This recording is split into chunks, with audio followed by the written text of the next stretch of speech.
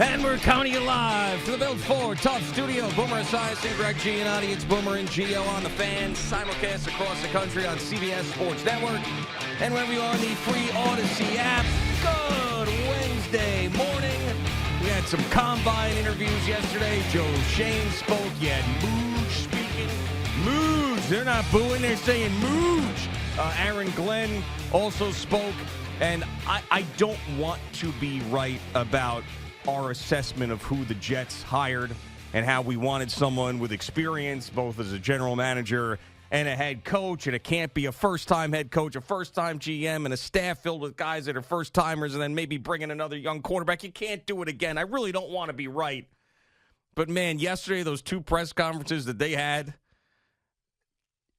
they did not get off to a good start. And that's being kind. That's being kind. Both of them did not get off to a good start. They're learning. They're learning on the job. They'll get better at these things, I hope. But, man, I just feel like we're doing the same thing all over again. Maybe that's because we are. Good morning, Boomer. How are you? Yeah, good morning, G. It's a rookie head coach. It's a rookie GM. It's a rookie offensive coordinator. Maybe it will be Tyrod Taylor to start the season and then a rookie quarterback to take over. Yeah. And we've been down this road before with the Jets, and it didn't work out well. But I will say this. For those guys, it is really their first foray into in front of the national media. It's a big deal. You know, the Combine is a big deal for them. They're both there, which I appreciated. And the fact that Aaron Glenn was a scout when he first started as getting back into the NFL after he was done playing, I could appreciate that he wants to be there. You know, Rob Saleh hadn't been there the last few years, and some coaches don't like to go there because they feel like they're badgered by other coaches for jobs and things of that nature, much like at the Senior Bowl. Sure. And they feel like this is really the scouts and the general managers that really need to be there. The coaches don't need to be there. But it really makes me feel that Aaron Glenn and Darren Muji really are on the same page, and they're trying to make sure that they have a consensus on players that they're looking at and that the type of players that they want. So that I do appreciate. But, yeah, I couldn't help but watch Darren Muji, as you pointed it out this morning, because I wasn't even thinking about it yesterday.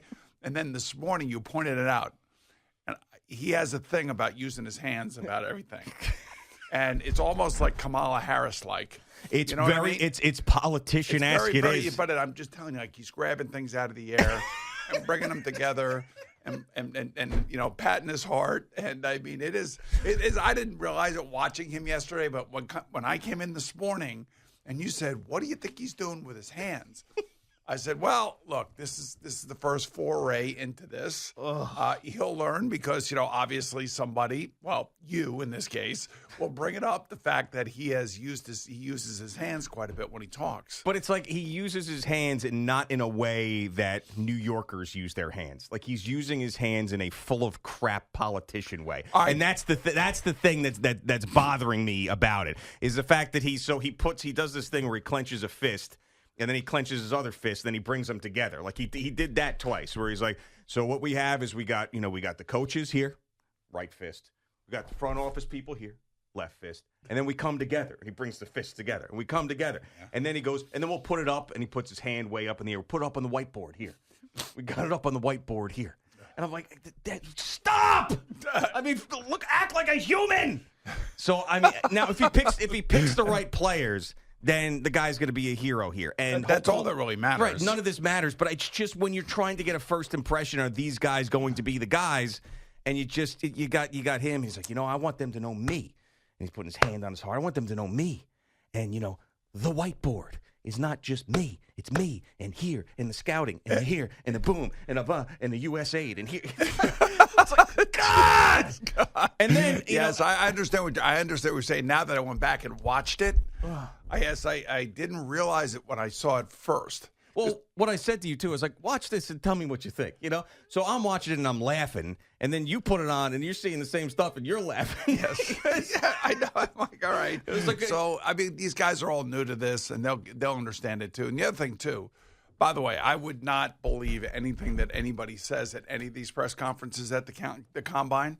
Nobody really wants to truly lay out their cards about what's going on and how things have gone down, especially like I heard Tiki and Evan were talking about this yesterday.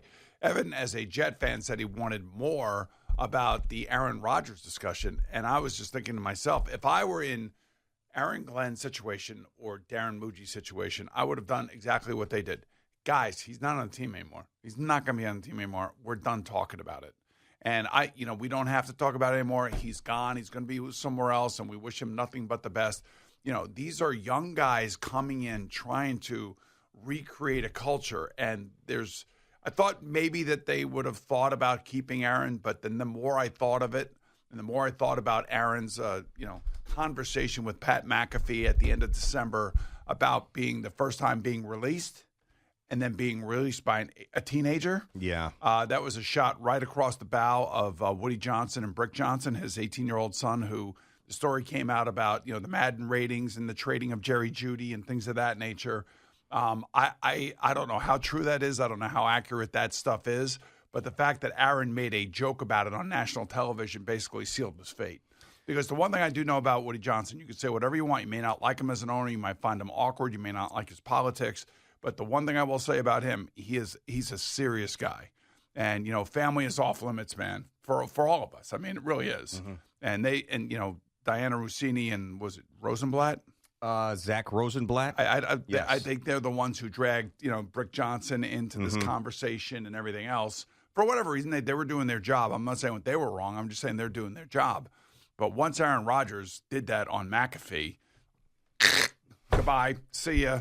And, they could have, Woody could have said all he wanted to say this offseason about, it's not my decision. It's going to be the coaches and general manager's decision. That decision was made that day. Yeah. At least in my eyes, that's how I feel that whole thing went down. And so you're not going to hear any more about Aaron Rodgers. And I think Evan did bring up a good point, or one of the guys on the show brought up a good point yesterday that, yes, you will hear only about Aaron Rodgers if Aaron Rodgers decides to go back and revisit what happened somewhere along the line here. Or is he just going to look forward and forget the whole thing? Yeah, I mean, it really kind of depends on what he wants to put out there and how he wants to be perceived. And, if it's true that he was groveling to the Jets, which I find hard to believe that he'd be groveling to the Jets to keep him, then he might not want to talk about it because it's embarrassing for him. But if he feels like the reporting has been bad and inaccurate, then he will set the record straight because that's what he does. And as far as Aaron Glenn talking about Aaron Rodgers, I mean, this is the thing that I would tell him if I were the PR person. So, he actually said in his press conference, it's pissing me off that we're just talking about the quarterback and it's a disrespect to the other players in the locker room. No, it's not, man. You got to understand that these questions are going to be asked. And it's not a disrespect to the other guys in the locker room that people are asking questions about the quarterback. Yeah, I mean, this is the number one market. That's the most important position in sports. You had one of the most famous guys to ever play the position who you just got rid of. He didn't have him. Okay, doesn't matter. They decided to get rid of him, and it's still a part of the story. And for him to think that because people are asking questions about the quarterback and where you're going to go with the quarterback and the Aaron Rodgers stuff, and he thinks that you're disrespecting, like he said, Quinnen Williams and Quincy Williams and AVT and these guys. No, you're not. Nobody's saying that those guys aren't important to the team. By the way, a lot of those guys wanted Aaron Rodgers back. Yeah, especially Quinnen Williams, who put it out there on X and said, I guess we're going through another rebuild. So. Yeah, and I think that Aaron Glenn's trying to move as far away from Aaron Rodgers in that discussion as he possibly can. And I would be doing the same thing. My simple thing is, listen, guys, Aaron's not a part of our team. I'm done talking about it. It's over with. We have to move forward. We have to find the right players. We'll figure the quarterback situation out as we go on, and those are all the simple steps that we have to take, and that's about it. I am not going to go into a player who is no longer with us, and I was never with him. Yeah, well, that's a better answer than what Aaron Glenn gave. Well, I understand Aaron's. So Aaron, from my perspective, it seems like he's gonna battle with the media. And he is going to try to be a tough guy, kind of like Parcells was, kind of like Sean Payton is, and kind of like Dan Campbell is. Although Dan Campbell doesn't come off as a guy that really bullies the media. The other guys do. Yeah, I mean, yeah. But you got to remember this is the world he's coming from. Like, I have to be large and in charge. I have to be the guy.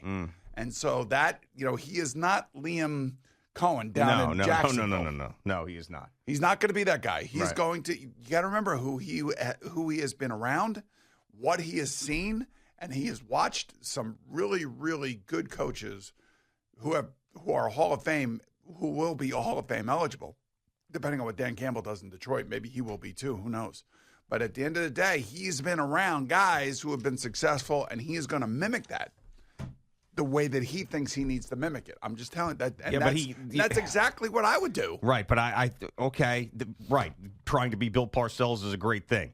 I also think that, kind of battling with things that people are saying that you don't like is a losing battle. It really is. Like, you can't get emotional about the fact that people care about the quarterback position. You got to know that. You got to understand that. Oh, he knows that. It doesn't seem like it. Well, yesterday, watching him, it seemed like he was like shocked that people could still care that much about the quarterback, and how all these other guys on the roster should feel disrespected that the media is focusing so much on the quarterback position. Yeah, I don't know. No, that's not the way it goes. So let's try to learn a little something from this press conference and not do something like that again, because it looks like you're wrapped up in what everybody is saying, and if you're that person, then you've got no shot. If you're the person reading all the columns and all the X-posts and all the beat writers and seeing what you don't like, then you might as well just put all your stuff in a cardboard box today, because just to save it for the 2 years after you get canned.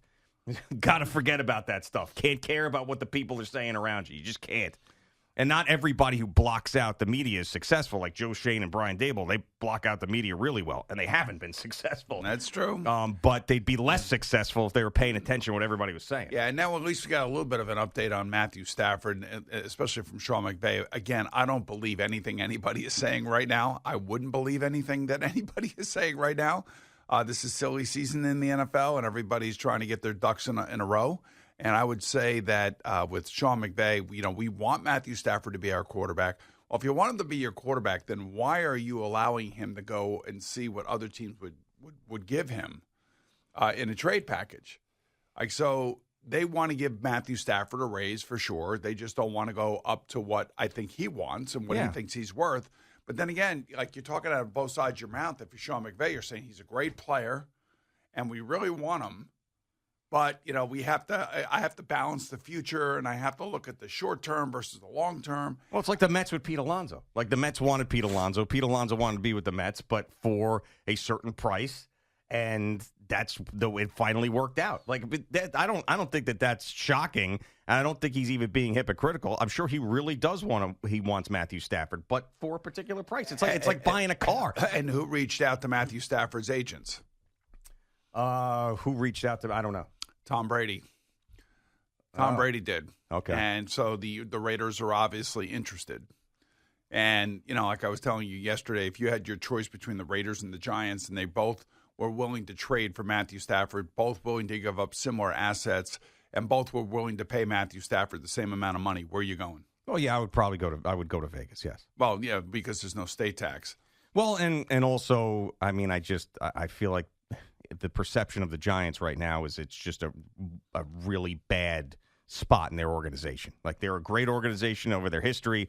Right now, they're at a massive low point, and it doesn't feel like an operation that I would want to join. Yeah, so I don't know whether, Sean McVay is like, yeah, he's a great player. He's really a great player, but we have to balance the future and all this other stuff.